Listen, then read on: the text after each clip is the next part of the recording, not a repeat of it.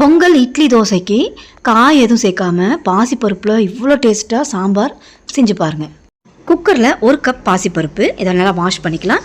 Wash பண்ணிவிட்டு எந்த கப்பில் பருப்பு எடுத்தீங்களோ அதில் 3 மடங்கு தண்ணி ஊற்றிட்டு தக்காளி, பூண்டு, பச்சை மிளகாய், மஞ்சத்தூள், சீரகம், எண்ணெய் இதை சேர்த்து ஒரு 5 விசில் விட்டு எடுத்துக்கோங்க. நல்லா குழைவா இது நல்லா இந்த மாதிரி மசிச்சு விட்டுக்கலாம். இப்போ அடுத்து கடாயில் எண்ணெய் சேர்த்துட்டு கடுகு, உளுந்து, கொஞ்சமாக வெந்தயம், கடுகு நல்லா ஃப்ரை ஆனதும் சீரகம் 1/2 ஸ்பூன், பெருங்காயத்தூள் 2 பிஞ்ச் அளவுக்கு சேர்த்துட்டு சின்ன வெங்காயமும் கருவேப்பிலை, காஞ்ச மிளகாய் இதை சேர்த்து ஓவர் குக் வதங்காமல் லேசாக இந்த அளவுக்கு வதக்கிக்கோங்க.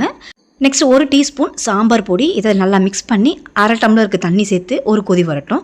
பாசிப்பருப்பு சாம்பாருங்கிறதுனால புளி தேவையில்லை. இப்போ பருப்பு சேர்த்துட்டு கொஞ்சம் அதிகமாக தண்ணி சேர்த்துக்கோங்க. சாம்பாருக்கு தேவையான உப்பு போட்டுட்டு ஒரு சின்ன துண்டு வெல்லம் போட்டு நல்லா கலந்து 5 நிமிஷம் நல்லா கொதிக்க வச்சுட்டு கை நிறைய பொடியாக நறுக்கின கொத்தமல்லியை போட்டு இறக்குங்க. இந்த சாம்பார் பொங்கலுக்கு மட்டும் இல்லை, இட்லி தோசைக்கும் செம்மையாக இருக்கும். ட்ரை பண்ணி பாருங்கள். தேங்க்யூ.